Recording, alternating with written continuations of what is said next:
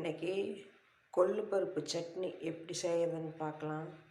அதுக்கு ஒரு கப்பு கொள்ளு எடுத்துருக்கிறேன். இது தண்ணியில் நல்லா அலசிட்டு வேக வச்சுக்கலாம்.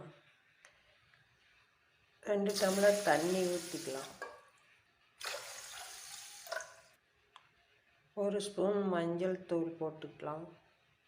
கொஞ்சமாக கல்லுப்பு சேர்த்து இது வேக வச்சுக்கலாம்.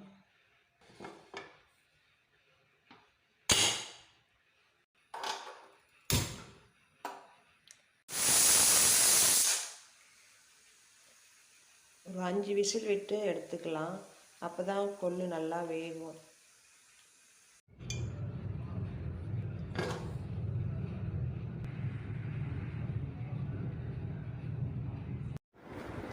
அடுப்பில் கடாயை வச்சு எண்ணெய் 1 ஸ்பூன் ஊற்றிக்கிட்டு கொத்தமல்லி 2 டீஸ்பூன், ஜீரகம் 1 டீஸ்பூன், மிளகு 1 டீஸ்பூன், 2 மிளகாய் வற்றல், 5-6 பல் பூண்டு, கருவேப்பிலந்தலை இதெல்லாம் போட்டு நல்லா வதக்கி எடுத்துக்கலாம். இதெல்லாம் வறுபட்டுன்னு மிக்சி ஜாரில் சேர்த்து நல்லா நைஸாக அரைச்சி எடுத்துக்கலாம். இது மாதிரி நைஸாக அரைச்சி எடுத்துக்கிட்டு கொள்ளில் சேர்த்து அதில் தேவையான அளவு உப்பு சேர்த்துக்கிட்டு சின்ன வெங்காயம், பூண்டு, கொள்ளில் வெந்த தண்ணி எடுத்து இதில் பேஸ்ட்டாக அரைச்சி எடுத்துக்கலாம். இது மாதிரி அரைச்சி எடுத்துக்கிட்டு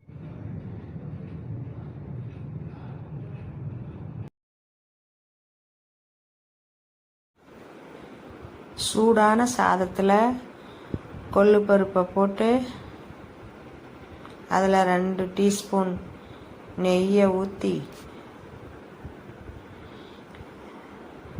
பேஞ்சி சாப்பிட்டா அவ்வளோ டேஸ்ட்டாக இருக்கும்.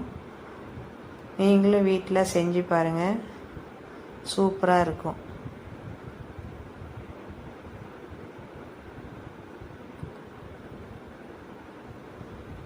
எவ்வளோ சூப்பராக இருக்குது பாருங்கள்.